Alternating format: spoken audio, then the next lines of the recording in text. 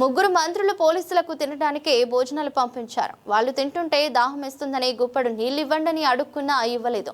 మా బాధలు చూసి బడికిపోయిన పిల్లలు వాళ్ళు తినే పులిహోర తీసుకొచ్చి పెట్టారు. ముగ్గురు మంత్రులు మా జీవితాలు బాగు చేస్తారని అనుకున్నాం, కానీ మమ్మల్ని గుప్పడు నీళ్ల కోసం అడుక్కునేలా చేస్తారని అనుకోలేదు అన్నారు. రేవంత్ అన్నాని అన్నందుకు ఉన్న ఇల్లు కూలుస్తాడని అనుకోలేదు. ముగ్గురు మంత్రులు ఓసారి ఓట్లని వస్తే చెప్పులు తీసుకుని కొడతాం. ఖమ్మం వెలుగుమట్లలో ఇండ్లు కోల్పోయిన బాధితులు. ఈ రేవంత్ రెడ్డి వచ్చాక 8 నెలల నుంచి మమ్మల్ని చిత్ర హింసలు పెట్టి మమ్మల్ని ఓట్లేసి వాడిని గెలిపించడానికి ఆ లంగాగాడు ఆ బాడకవుగాడు మమ్మల్ని ఈ గట్టి పట్టించిండు.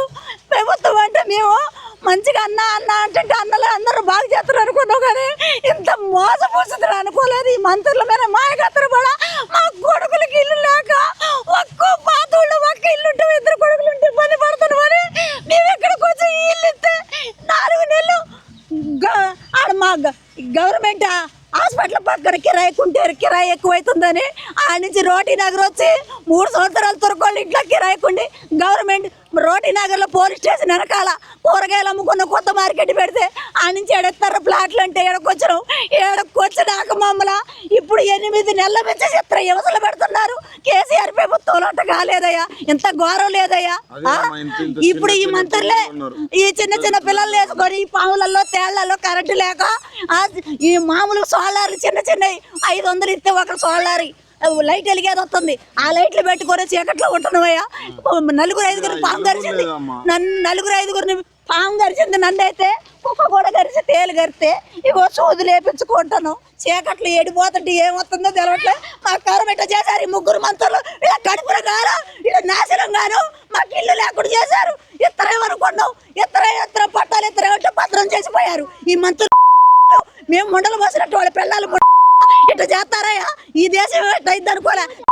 మాకు చేతి గుర్తు కొట్టేస్తే ఎంత చారటి చెక్కేస్తారో ఇల్లు కట్టిస్తారో అన్న ఆలోచనతో మేము ఇట్లా చేసినాం. కానీ ఇంత ఘోరం ప్రభుత్వం. నా పిల్లగాడైతే నిన్న నా ఇల్లు గోలగొట్టకడే మా నాయనమ్మ చచ్చిపోద్దని ఆడుతున్నాడు.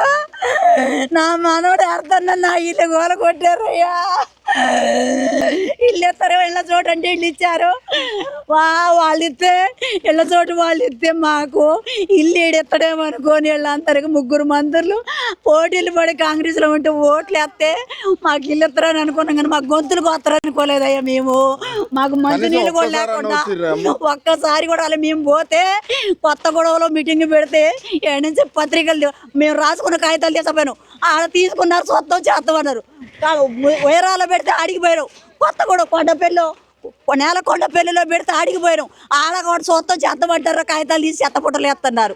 మరి మొన్న ఈ మధ్యన తుమ్మలరావు మీటింగ్ పెడితే ఆడిగిపోతే దొడ్డి పెద్ద దారి వచ్చి మమ్మల్ని చూసి దొడ్డిదారి తారి పక్కకు పోయిడు. బయటికి వెళ్ళి ఇంకా రావట్లేదు అంటే ఆడుండి మీకు మంత్రి పారిపోయాడు అని చెప్పారు.